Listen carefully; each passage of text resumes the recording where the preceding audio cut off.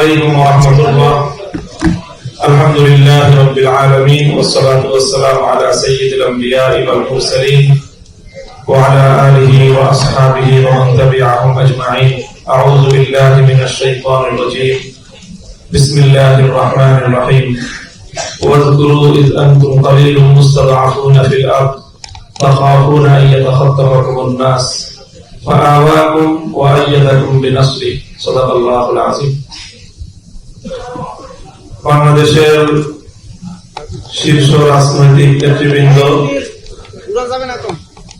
11 দলীয় নির্বাচনী ঐক্যের শীর্ষ নেতৃবৃন্দ, আজকের এই প্রেস কনফারেন্সে উপস্থিত সম্মানিত সাংবাদিক বন্ধুগণ, সুধীমণ্ডলী, সর্বপ্রথম আমি 11 দলীয় নির্বাচনী এই ঐক্যের শীর্ষ নেতৃবৃন্দের পক্ষ থেকে সকল সাংবাদিক বন্ধুগণকে আন্তরিক শুভেচ্ছা এবং অভিনন্দন জানাচ্ছি, কৃতজ্ঞতা জ্ঞাপন করছি।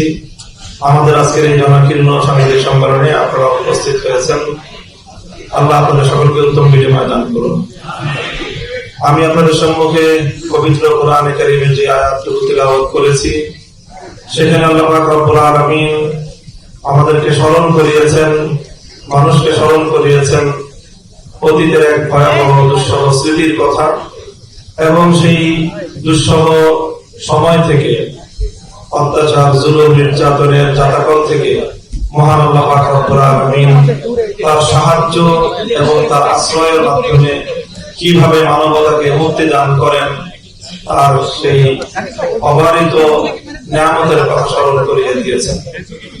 আমরা স্মরণ করছি বাংলাদেশের 15 বছরের ভয়াবহ দুঃশাসনের সেই দুর্বিষহ সময়ের কথা, স্মরণ করছি সেই 15 বছরের দুর্বিষহ জুলুম নির্যাতনের জাতাকলে পিষ্ট হয়ে বাংলার প্রতিটি জনপদ থেকে যে সকল ভাই বোনেরা শাহাদাত বরণ করেছেন, গুম, খুন, হত্যাকাণ্ডের শিকার হয়েছেন।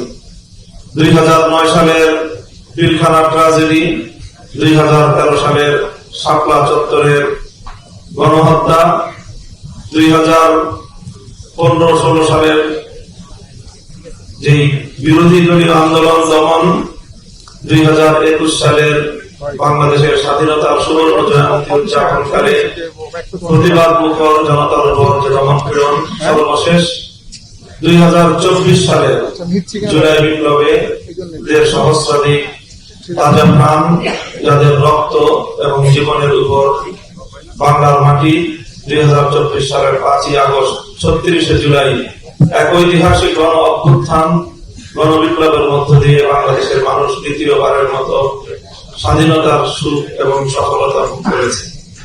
সেই সকল বীর শহীদদের রুহের মাগফিরাত এবং তাদের আত্মার প্রতি শ্রদ্ধা জ্ঞাপন করে আজকে আমরা এই সাংবাদিক সম্মেলনের, ঐতিহাসিক সাংবাদিক সম্মেলনের মধ্য দিয়ে একটি নির্বাচনী ঐক্যের ঘোষণা, বিস্তারিত যে আমাদের ঘোষণা আজকে আমরা দিতে যাচ্ছি।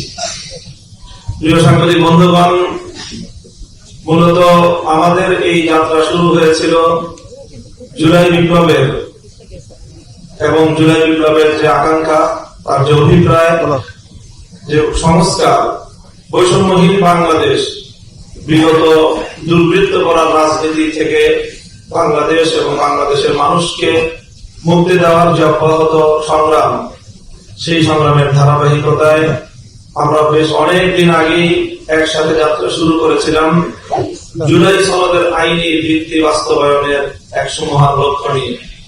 ধাপে ধাপে আন্দোলনের মধ্য দিয়ে জুলাই সনদের আইনি ভিত্তি বাস্তবায়নের লক্ষ্যে গণভোটের দাবি আদায় সহ অনেকগুলো ধাপ পেরিয়ে আমরা ত্রয়োদশ জাতীয় সংসদ নির্বাচনকে কেন্দ্র করে বাংলাদেশের আন্দোলন এবং সংগ্রামের নির্বাচন সহ রাজনীতির দীর্ঘপথ পাড়ি দিয়ে 11টি দল ঐক্যবদ্ধভাবে আসন্ন ত্রয়োদশ জাতীয় সংসদ নির্বাচনকে আমরা একসাথে অংশগ্রহণ করার, নির্বাচনকে ফেস করার বিষয়ে ঐক্যমত্য হয়েছে।